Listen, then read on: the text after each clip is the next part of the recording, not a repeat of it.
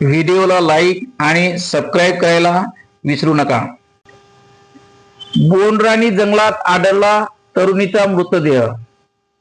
चेहऱ्यावर ऍसिड आणि जखमा असल्याने खून झाल्याचा संशय। दवणीवाडा पोलीस ठाण्याअंतर्गत येणाऱ्या बोंडराणी जंगलात एका तरुणीचा मृतदेह संशयास्पद स्थितीत आढळला। ही घटना मंगळवारी दुपारच्या सुमारास उघडकीस आली। मृताच्या चेहऱ्यावर ऍसिड टाकल्याने व शरीरावर जखमा असल्याने आढळल्याने तिचा खून मृतदेह जंगलात फेकल्याचा संशय व्यक्त करण्यात येत आहे। पूनम राकेश तुमाने वय 28 वर्ष, राहणार खैली, बालाघाट, मध्य प्रदेश असे मृताचे नाव आहे। पूनम तुमाने ही महिला 28 जानेवारी रोजी खैरी येथील संजय तितीरमारे यांच्यासोबत वाराणसी न्यायालयात पेशी असल्याचं सांगून निघाली। त्यानंतर पुणे व संजय दोघेही 28 जानेवारीला तिरोडा तालुक्यातील परसवाडा टी पॉइंटवर आले।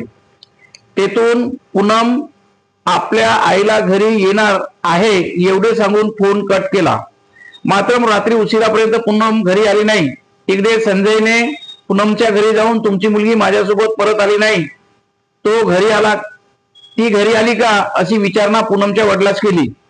त्यानंतर ते वाराणसी व रामपायरीकडे पूनमचा शोध घेण्यासाठी गेले, पण तिचा शोध न लागल्याने बालाघाट जिल्ह्यातील खैरांजी पोलीस ठाण्यात ती बेपत्ता असल्याची तक्रार दाखल केली।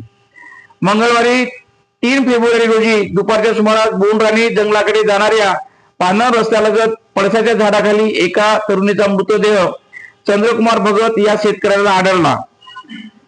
त्यांनी त्याची माहिती गावकरी व दवणीवाडा पोलिसाला दिली। घटनेची माहिती मिळताच पोलिसांनी घटनास्थळी गाठून मृतदेहाचा पंचनामा केला। पुढील तपास दवणीवाडा पोलीस करीत आहेत। खैरलांजी येथील रहिवासी पूनम तुमाने ही 28 जानेवारीपासून बेपत्ता असल्याची तक्रार खैरलांजी पोलीस स्टेशन दाखल होती। त्यानंतर मंगळवारी दुपारी बोंडराणी परिसरात मृतदेह असल्याची वार्ता परिसरात वाड्यासारखी पसरली। तरुणीचा मृतदेह आढळल्यानंतर दवणीवाडा पोलिसांनी खैरलांजी व मध्य प्रदेश पोलिसांशी संपर्क साधला।